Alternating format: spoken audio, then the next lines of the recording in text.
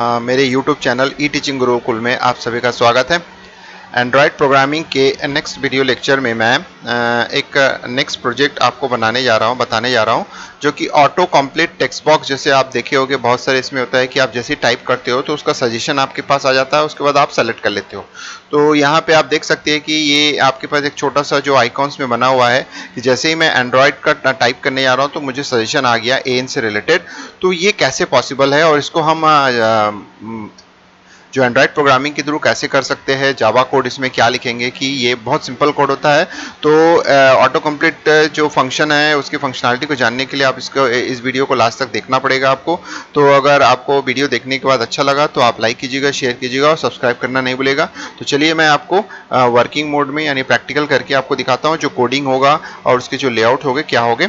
तो ये आपका जो होता है मेन स्क्रीन, जब आप फर्स्ट टाइम जब प्रोजेक्ट क्रिएट करते हो तो एक नया प्रोजेक्ट आप बना लीजिए ऑटो कंप्लीट करके। उसके बाद जैसे ही आप नया प्रोजेक्ट बनाते हैं तो आपके पास एक लेआउट फाइल जनरेट होगा, जिसमें आप जो भी चीज़ें होती है उसको प्रीडिफाइन चीज़ों को हटा दीजिए। और फिर जो होता है इसमें एक आपको ऐड करना है, वो चीज़ क्या होता है बता देता हूँ मैं आपको। जो होता है टेक्स्ट बॉक्स होता है, टेक्स्ट बॉक्स में वैराइटीज ऑफ टेक्स्ट बॉक्स होते हैं, उनमें से ये जो ऑटो कंप्लीट टेक्स्ट व्यू होता है इसको आप यहाँ पे ऐड कर लेंगे। तो मैंने यहाँ ऐड करके रखा हुआ पहले से आपको बताने के लिए, तो आपको इजीली आपको समझ में आए क्या आता है। तो आप ऐड करेंगे और ऐड करने के बाद जो होता है यहाँ पे उसका नाम आप दे देंगे। जैसे इनिशियल आपने AC लिखा हुआ है, ऑटो कंप्लीट यानी प्रीफिक्स आपने जोड़ दिया और टेक्स्ट व्यू। तो इसका मतलब है जब भी हम कुछ टाइप करेंगे तो वो चीज़ें जो होता है पर्टिकुलर इस बॉक्स में लिखने के पहले आपके सजेशन के फॉर्म में आ जाएगा और उसके बाद उस सजेशन को आप चाहे तो एक्सेप्ट कर सकते हैं, अदरवाइज आप पूरा कंप्लीट अपना टेक्स्ट लिख सकते हैं। तो ये one kind of auto complete text box का पर्टिकुलर जो होता है प्रोजेक्ट मैं आपको बताने जा रहा हूँ। तो उसके लिए आपके पास जो होता है ये हो गया। अब मैं आपको इसका कोड सेक्शन दिखा देता हूँ। तो कोड सेक्शन बहुत सिंपल है, जैसे कि इसमें आप देख सकते हैं कि आपके पास सिर्फ दो ही इसमें मेन कंट्रोल हम यूज कर रहे हैं। पहला तो होता है ऑटो कंप्लीट टेक्स्ट बॉक्स के लिए हमने कंट्रोल किया, उसके लिए जो भी प्रॉपर्टी सेट करना है आप मेरे प्रीवियस वीडियो को देख सकते हो, उसमें प्रॉपर्टी सेट करने का तरीका मैं आपको बता चुका हूँ। तो यहाँ पे हम सिंपली ऑटो कंप्लीट टेक्स्ट लेंगे और दूसरा जो होता है टेक्स्ट व्यू। टेक्स्ट व्यू का मतलब होता है कि नीचे आपके पास मैसेज में लिखा हुआ रहेगा कि आप ऑटो कंप्लीट के लिए क्या ट्राई कर सकते हो। वो एक एग्जाम्पल के लिए आपको इसमें लिखा गया है, नहीं तो इसकी रिक्वायर्ड नहीं है, इसको आप कर सकते हैं, छोड़ सकते हैं। बट इसमें आपको इस वीडियो के माध्यम से आपको समझाने के लिए वो चीज़ आपको बताने के लिए बताया गया।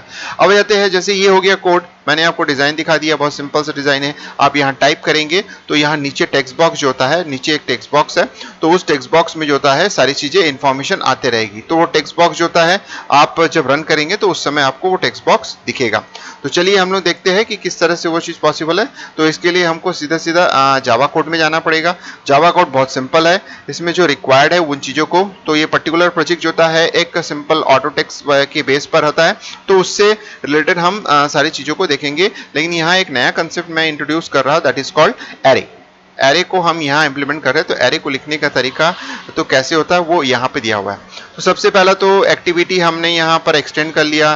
फिर उसके बाद होता है ऑटो कंप्लीट टेक्स्ट के लिए हमने एक ऑब्जेक्ट क्लिक, क्योंकि हमने वहाँ पे एक कंपोनेंट लिया हुआ है, जो XML फाइल में लेआउट फाइल में कंपोनेंट लिया हुआ था, उसके लिए उसको हमने किया।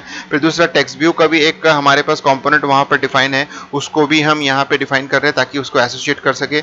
और उसके बाद एक एक्स्ट्रा हमने यहाँ पे स्ट्रिंग लिया। अब ये स्ट्रिंग लिया है क्योंकि इसका यूज हम कैसे करेंगे, क्योंकि ऑटो कंप्लीट जो होता है बेसिकली आपके पास अवेलेबल डेटाबेस से ही वो सर्च करता है और आपको शो करता है। तो उसके लिए एक अवेलेबल डेटाबेस के लिए हमने एक स्टैटिक टाइप का डेटाबेस बना लिया, इसको हमने स्ट्रिंग फॉर्मेट में स्टोर कर दिया, यानी कलेक्शन ऑफ वर्ड्स है जिसमें कि सारे लैंग्वेजेस के नाम लिखे हुए हैं। तो एक एग्जाम्पल है। इसी तरह से आप डेटाबेस के लिए बना सकते हैं कि सपोज कीजिए कि आप किसी चीज को टाइप करना चाहते हो, तो आपके डेटाबेस में अवेलेबल है, उसको आप स्टोर कर लीजिए एरे में डेटाबेस से लेके। फिर उसके बाद जैसे ही आप टाइप करोगे तो आपको सजेशन देने लगेगा और उसके बाद आप उसको यूज कर सकते हो। तो इसका मतलब है कि ऑटो कंप्लीट का मतलब वो उसके लिए जो बैकएंड है यानी उसका जो बेस है वो है जो एक तरीके का कलेक्शन ऑफ डेटाबेस है, यानी कलेक्शन ऑफ वर्ड्स होता है, कलेक्शन ऑफ लाइंस हो सकते हैं, वो एक तरह डेटाबेस उसको रिक्वायर्ड होता है। तो उस डेटाबेस के लिए हमने यहाँ पे एरे लिया है। अब जाते हैं कि ये दो चीजें तो इंपॉर्टेंट होता है जो आपने लिया है। यहाँ पे XML फाइल है जो मेन एक्टिविटी फाइल है। उसके बाद जो तो ऑटो कंप्लीट को मैंने यहाँ पे एसोसिएट कर दिया, यानी लिंक कर दिया मेन लेआउट फाइल से। टेक्स्ट व्यू को भी मैंने लिंक कर दिया। उसके बाद टेक्स्ट व्यू में जो होता है मैं सजेशन वर्ड को मैं यहाँ टाइप कर दिया हूँ, इसलिए टाइप कर दिया हूँ ताकि आपको एक प्रैक्टिकल करके दिखा सकता हूँ कि इनमें से मैं क्या टाइप करूंगा कि मेरे को आया। तो इन चीज़ों में से किसी एक को टाइप करने से ऑटो कंप्लीट जो होता है ऑटो जनरेटेड टेक्स्ट आ जाएंगे। हमने पूछेगा कि आपको इसको एक्सेप्ट करना है या आप अपना कंप्लीट टेक्स्ट लिख सकते हैं। इंपॉर्टेंट है यहाँ पे आप एरे एडाप्टर क्रिएट करते हैं। तो एक्चुअली क्या हो रहा है कि जब टेक्स्ट व्यू जो आपका ऑटो कंप्लीट टेक्स्ट व्यू होता है उसके साथ जो होता है हम एक डेटाबेस को एसोसिएट कर देते हैं, यानी उसके साथ उसको लिंक कर देते हैं। तो इससे क्या होगा कि जब भी आप उस टेक्स्ट बॉक्स में यानी ऑटो कंप्लीट टेक्स्ट बॉक्स के कैरेक्टरिस्टिक्स में यही खास बात होता है कि जब भी आप वहां टाइप करेंगे तो उन डेटाबेस से वो सजेशन लेना शुरू करेगा और जल्दी जल्दी सजेशन लेके जो होता है आपको शो कर देगा। अगर अवेलेबल है तो शो करेगा, नहीं है तो नहीं करेगा।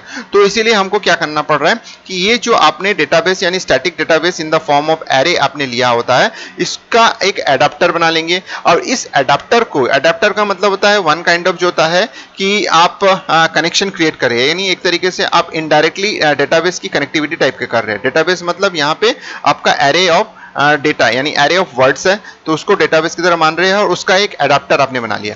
इस एडाप्टर को आप जो होता है सीधा सीधा इस टेक्स्ट व्यू में यानी जो ऑटो कंप्लीट टेक्स्ट बॉक्स है उसके साथ सेट एडाप्टर के थ्रू आप उसको एसोसिएट कर दे रहे हैं। तो इस तरह से क्या हो रहा है कि आपका जो टेक्स्ट व्यू है वो ऑटोमेटिकली एक तरीके से कलेक्शन ऑफ डेटाबेस के साथ यानी कलेक्शन ऑफ डेटा के साथ वो जुड़ गया, यानी डेटाबेस के एक स्मॉल एक्टिविटीज के साथ जुड़ गया। वो आप जब भी टाइप करेंगे तो उन डेटाज में से जो उसको एसोसिएट किया है उन डेटाज में से अवेलेबिलिटी को चेक करेगा है कि नहीं, फिर सजेशन दे देगा। तो इस तरह से आपको एक सिंपल तरीके से बताया कि इस पर्टिकुलर वीडियो के माध्यम से कि आप एरे कैसे डिफाइन करते हैं। जैसे ऊपर बताया गया है कि एरे डिफाइन करने का बहुत सिंपल तरीका है, इसमें ब्लैंक रख के हमने किया है ताकि यहाँ नंबर ऑफ जितने भी एलिमेंट है उससे वो एसोसिएट हो जाए और आइडेंटिफाई हो जाए। तो यहाँ पे हमको टोटल नंबर ऑफ एरे या उसके एलिमेंट से कोई मतलब नहीं है, ये ऑटोमेटिकली जनरेट कर रहा है। तो एक तरीके से हम स्टैटिक डेटाबेस क्रिएट करने के लिए हमने एरे ऑफ स्ट्रिंग क्रिएट किया है और उसी तरह से हमने उसका एक एडाप्टर बना लिया है। तो यानी एक डेटाबेस की कनेक्टिविटी के लिए हमने एक कनेक्शन क्रिएट कर दिया है और उस एडाप्टर को हमने सीधा सीधा इसके साथ जोड़ दिया है ऑटो कंप्लीट टेक्स्ट व्यू के साथ। तो एक तरीके से आपका पूरा का पूरा डेटाबेस जो था इसके साथ जुड़ गया है, यानी जब भी आप टाइप करेंगे तो उनमें से वो सजेशन आपको प्रोवाइड करेगा। तो चलिए मैं इसको रन करके दिखाता हूं।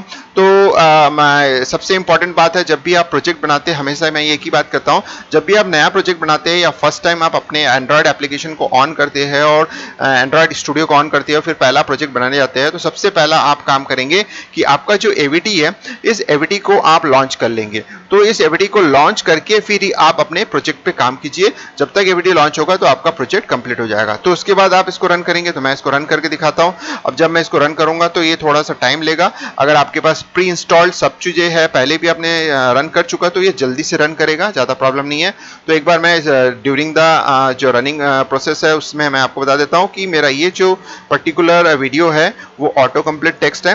तो जिसमें हम क्या कर रहे हैं कि एक तरीके से कलेक्शन ऑफ जो आपके पास वर्ड्स है यानी डेटाबेस है उसको एरे के फॉर्म में डिक्लेयर किया यानी स्टैटिक फॉर्म में डिक्लेयर किया और उसको हम जो है ऑटो कंप्लीट टेक्स्ट बॉक्स के साथ एसोसिएट कर दिया यानी एक तरीके से लिंकिंग कर दिया। तो एक इसका मतलब है एक तरीके से हम स्मॉल डेटाबेस की कनेक्टिविटी हमने क्रिएट कर दिया, बहुत इनिशियल लेवल के डेटाबेस की कनेक्टिविटी करके हमने कर दिया।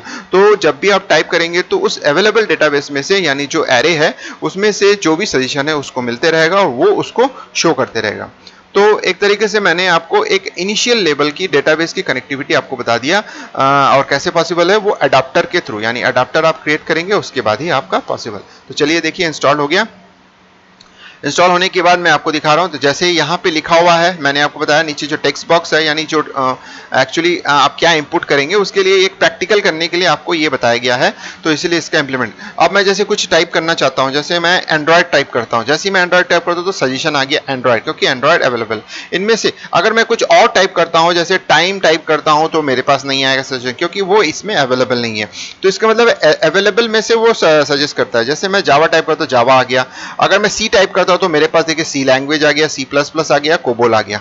तो इस तरह से आपको समझ में आ गया जो अवेलेबल है आपके पास एरे में उनके साथ। तो एक तरीके से आप ये स्टैटिक फॉर्म में किए हो, तो यही चीज इन फ्यूचर में जब आप थोड़ा एक्सपर्ट हो जाएंगे तो आप जो है इसको डेटाबेस की कनेक्टिविटी के साथ भी रिलेट कर सकते हैं। आप डेटाबेस से डेटा को लेने के बाद जो है एरे में स्टोर करेंगे, फिर उस एरे के साथ अडाप्टर बना के आप ऑटो कंप्लीट टेक्स्ट बॉक्स में एसोसिएट कर देंगे। तो जिससे क्या होगा कि आपके जो सजेशन है वो उसमें आने लगेगा। सेम एज जैसे मैं एक सिंपल सिंपल सा आपको एग्जांपल दे रहा हूँ। सपोज कर लो आप एक कुछ ऐसा फॉर्म डिजाइन कर रहे हैं जिसमें कि कंट्रीज के नाम आप देना चाहते हो, तो कंट्रीज के नाम का एक डेटाबेस आपके पास है। तो जैसे ही आप उस कंट्रीज के नाम के साथ प्रोजेक्ट को रन करना चाहते हो, तो पहले आप जो है उस डेटाबेस से पूरा डेटा ले लेंगे और एक एरे अडेप्टर क्रिएट करने के बाद उस ऑटो जो टेक्स्ट है, टेक्स्ट व्यू है, उसमें आप उस कंट्रीज के नाम को एसोसिएट कर देंगे। तो इसलिए जब भी आप उसमें कुछ टाइप करेंगे तो ऑटोमेटिकली कंट्री के नाम जो है आपके पास डेटाबेस में आ जाएंगे और उसमें से एक सजेशन आप दे सकते हो।